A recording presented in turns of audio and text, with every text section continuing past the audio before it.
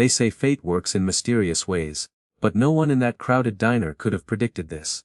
A tired young waitress, struggling to make ends meet, serves a billionaire whose world is built on power and privilege. But when her eyes fall on the golden locket hanging from his neck, everything stops. Inside that locket is a photograph she's seen 1,000 times before. The face of the mother who vanished from her life years ago. And what happens next will shatter everything they thought they knew about family, race, and destiny. In a small, dimly lit diner on the edge of the city, 22-year-old Maya worked double shifts just to keep the lights on in the tiny apartment she shared with her grandmother. Life had never been kind to her. Abandoned by her mother as a baby and raised in poverty, Maya had learned early that the world didn't care about girls like her. Girls whose skin wasn't the right shade, whose names were always mispronounced, whose dreams were considered too big for the zip code they lived in. Yet despite the struggles, she held on to a quiet dignity, greeting every customer with a tired but genuine smile. Across town, in a world of glass towers and private jets, Alexander Pierce lived a life most people could only imagine. A billionaire investor with a reputation for ruthless business deals, he was the kind of man who never had to think about the price of anything. But beneath the tailored suits and the carefully polished image, Alexander carried a secret, one that haunted him every night. Fate brought their two worlds crashing together on a rainy Tuesday afternoon. Alexander, seeking a rare moment of anonymity, stepped into Maya's diner. He ordered coffee, barely looking up from his phone, until Maya approached his table and froze. Hanging from his neck was a gold locket, delicate and old, and inside it, a familiar face that made her blood run cold. Maya couldn't take her eyes off the locket. Her hands trembled as she set the coffee cup on the table, her heart thundering so loudly she was sure the man could hear it. That face, the soft smile, the warm brown eyes, she had memorized it from the only photograph she owned. It was the face of her mother, who had disappeared without a word when Maya was just a baby. All her life she'd believed she had been abandoned because she wasn't enough, because life was too hard, because maybe she was too dark to be loved. But now, staring at the delicate locket around a billionaire's neck, a darker thought crept in. What if there was more to the story? She tried to focus on her shift, but her mind refused to quiet down. Questions swirled endlessly. Why would this powerful man be carrying a photo of her mother? What connection could they possibly have? Every instinct told her to walk away. People like him didn't notice people like her. But something deeper, something aching and raw, kept pulling her back. Meanwhile, Alexander felt a strange unease settle over him. The young waitress had looked at his locket with a mixture of shock and heartbreak he couldn't ignore. He'd seen that look before. In the mirror, on the nights when guilt refused to let him sleep. Decades ago, before he was a billionaire, he had fallen in love with a woman the world told him he could never have. She was kind, brilliant, and beautiful. But she was also black, and in the circles Alexander moved in, that meant their love was unacceptable. Under pressure from his family and his investors, he made the most cowardly choice of his life. He walked away.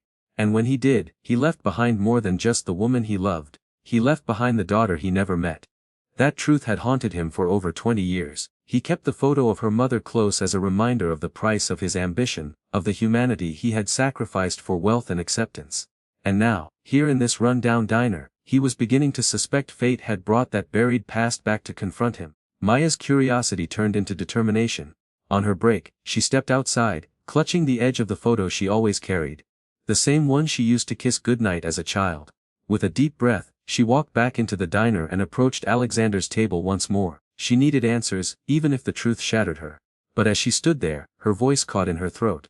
Years of societal conditioning whispered in her ear, "Don't make a scene.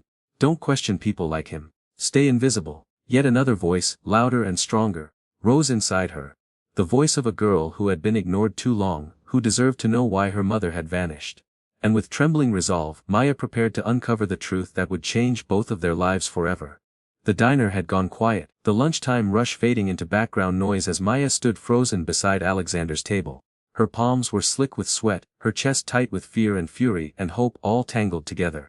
And then, before she could stop herself, the words tumbled out, shaky, desperate, unstoppable. "Where did you get that locket?" Alexander looked up, startled. For a moment, confusion flickered in his eyes. But when he saw the photograph clutched in Maya's trembling hands, the same photograph that lived inside his locket, the color drained from his face, his breath caught as decades of guilt surged back, heavier than ever. He knew then, with bone-deep certainty, who she was. Time seemed to slow as their eyes locked. One filled with a lifetime of unanswered questions, the other with the weight of unspeakable regret. Alexander's carefully constructed world of power and control began to crumble. His chest ached, his throat burned. I loved her, he whispered hoarsely, though Maya couldn't hear him. I never stopped. Tears welled up in her eyes as realization dawned. The man sitting before her. This billionaire whose name she'd seen in newspapers, whose decisions shaped industries, was the same man who had walked away from her mother. The man who had vanished from their lives before she ever had a chance to know him. The dam inside Alexander finally broke. For decades he had carried the shame of his decision like a shadow. But nothing, not the money, not the power, had prepared him for this moment. He reached for the locket with shaking hands, his vision blurring. "You're my daughter," he choked, his voice breaking under the weight of 2 lost decades. And there, in that small, unremarkable diner, 2 lives collided.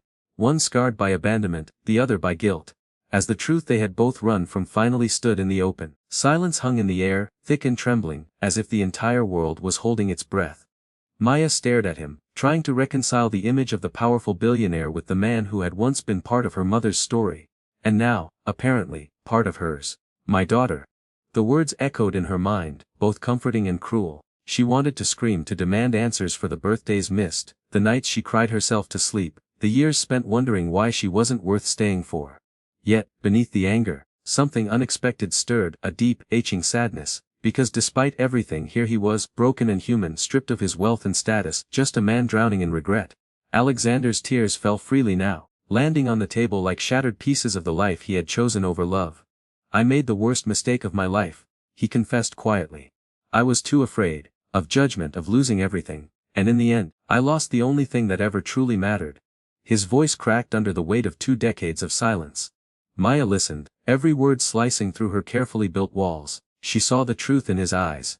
The torment of a man who had spent a lifetime hiding behind power, trying to bury a decision he could never undo. And though forgiveness did not come easily, she realized that carrying hatred would only continue the cycle that had defined their past. In that moment, something shifted. She did not embrace him. She did not forgive him completely, but she allowed herself to take a step forward.